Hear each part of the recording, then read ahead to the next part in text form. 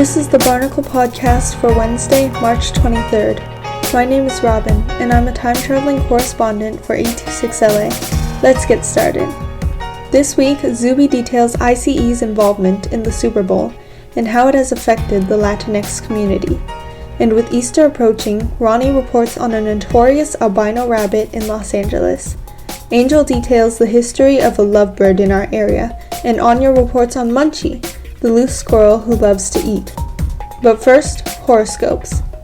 This April, Aries will look around outside this month. You might see a friend where you least expect to. Taurus, look before you leap. This month may have many surprises. Gemini, try to go swimming this month. If you don't like to swim, try to take a walk along the beach. Cancer, give back to your community this month. Help out a friend at school or make a card for your family. Leo, embrace your inner lion. This month is going to be all about being brave and trying new things. Virgo, try a new hobby this month. Whether that's drawing, knitting, or playing soccer, a new hobby would be a good way to get ready for summer. Libra, give a present to a friend this month. It's important to show your friends that you care.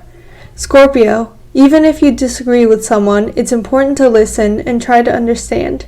If you find yourself disagreeing with someone this month, take a step back and think about their perspective.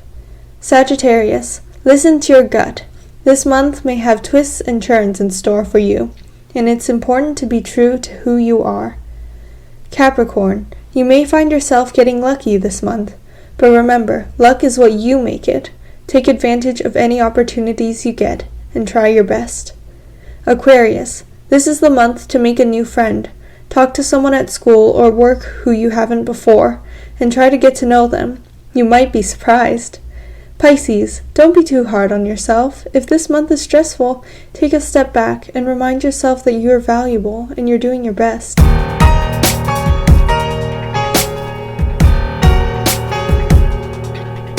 Now the news.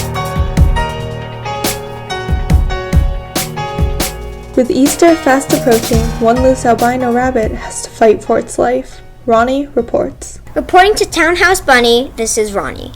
My townhouse is just like any other, so imagine my shock when I first saw a bunny hopping around. It was very shy and used its mostly white color to try and blend in with the white walls that surround my townhouse. Now it would only come out every few months, so I don't get to see it much. But recently I have learned that it is either an albino bunny or a pet bunny that got lost. I interviewed my best friend Anya to hear about bunnies from her. I know your aunt has a bunny. Is this correct? Yes, Anya said. Well, his name is Potato. He's a boy, and he really likes to lie in the sun. Also, he's white. He's an albino bunny, Anya said. Isn't it amazing when things work out that way? Her aunt's bunny is an albino bunny, and the bunny around my townhouse might also be an albino bunny. But this got me thinking, do albino bunnies have brown spots in them? After looking online, I think that yes, albino bunnies can have brown spots in them, though it seems that they are mostly only white. I was wondering about types of white bunnies because maybe there is a more likely option, like if there is a type of bunny that always has white and brown, though most likely that's not true. I don't think that there's another type that is more likely to be the type of bunny I'm looking at, and after looking into the internet, I'm pretty confident that it is most likely an albino or pet bunny. Unfortunately, very recently, when I wasn't there, my dad saw a guy with a leashed dog let his dog chase the bunny. Luckily, he did not unleash the dog, and no harm came to the bunny. But when my dad told me this, I felt very angry at the guy with the dog. Why shouldn't the bunny be treated with respect? Unfortunately, I probably won't see this bunny anytime soon, though if I ever do, I will treat it with respect I would give to another human. Reporting to Townhouse Bunny, this is Ronnie signing off. In local news, Immigration and Customs Enforcement, or ICE, made a presence at the Super Bowl last month, and some attendants got hurt trying to evacuate. Undocumented football lovers and vendors alike were there. Zuby reports. Half the population, give or take, of America is racist or discriminatory against a certain group of people. Even minorities discriminate against other people. However, today I'll be focusing on the Latinx community specifically. They have received a lot of racism and still do today. A lot of people believe they are doing the right thing. But really, this was a lot of the land before. It was not America. It was nothing but land that belonged to a few different races. It belonged to the Latinx community, Mexicans in particular, and it belonged to the Native Americans. A lot of schools also lead children to believe that this was their land before, and they all got along and stuff. But really, that wasn't the case. For example, during Thanksgiving, they say how the Pilgrims and Native Americans got along, but the truth is, the Pilgrims killed the Native Americans and then took over their land. I would elaborate, but I unfortunately don't have enough time for that today. So moving on, let's talk about some positive stuff. Because there has been some pluses for the Latinx community, like the Chicano Civil Rights Movement in the 1960s and 70s, which made sure the migrant workers got somewhat better conditions and ensured more Latinx teachers and government officials. Or when the first Latina woman got sworn into Supreme Court Justice, Sonia Sotomayor. She was sworn in August 8, 2009. She was born in the Bronx, and her mother was an orphan from Puerto Rico. There was, of course, the downs in Latinx history, like how 4 of 10 kids have at least one foreign-born parent, and 7% are undocumented and have a fear of being deported.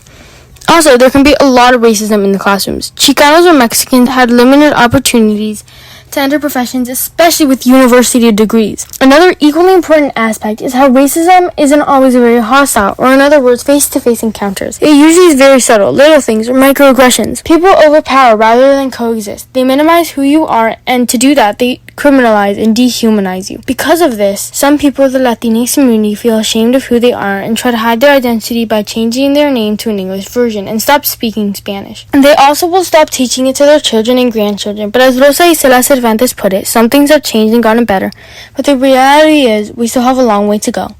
Thank you for listening to me. Signing off, this is UBSP, and this is the Viva Times podcast. In other news, lovebirds have had a population increase in recent years, and as Angel reports, they have a long history. Lovebirds have been around for over 1.9 million years. They come from South Africa and Madagascar. Lovebirds might not play well with each other, but they play well with people they trust. In this podcast, I'm going to explain why. Lovebirds are always happy once they get to know you. It takes a couple months to gain their trust. Play gentle music. Handling depends on the bird. Give the bird a week or 2 to get settled. Don't overwhelm it. They gradually become more comfortable with being handled over time. Blow on food to get rid of dust particles. You should offer them treats like millet, cockatiel seeds, sunflower seeds. Let's change water daily. The water will get dirty easily. Never punch shredded paper. Punch paper or something else. Lovebirds are playful pets and very fun to have. Lovebirds establish bonds with someone within a month. Lovebirds fight with one another occasionally, but also form strong bonds. Lovebirds were discovered over 1.9 million years ago. Overall, they are complex birds from ancient times. I am Angel M.A. reporting for the Barnacles from Los Angeles, California. And finally, Munchie the squirrel visited one Southern California home last week. Anya reports. Reporting to Calling Munchie, this is Anya K. From my heart to Munchie's, we may not have much between us. She's obviously in it for the food. But I will always remember that it never stops me from knowing that I have someone, a friend, for me all the time. And I mean all the time. What may seem like ordinary squirrels in your backyard is much more to me. Yesterday, Munchie bounced into the yard, and it was the perfect opportunity to take yearbook pictures. With furry ears and a bushy tail, Munchie is the pet I never had. For the past week, Munchie has been arriving in the yard more and more. I feed him whenever I water the plants. I don't want Munchie to become dependent, so when I was exercising a few weeks ago, Munchie sniffs around me. He picks up my scent, and I can also always tell who he is. He's different, bold, and has definitely adapted. I observe him sometimes, and I know that Munchie has found his new home. This is my best friend, Ronnie, age 11. A few weeks ago, I interviewed her, and this is how it went down. How do you think my relationship or bond with squirrels has built up over the last few months? Well, I think it has been a long, and I mean very long journey through friendship and trust. Yes, I think the squirrels trust you a lot, says Ronnie. Is liking squirrels a quality you like or dislike about me? I would say like, because if you didn't like squirrels, you wouldn't be you.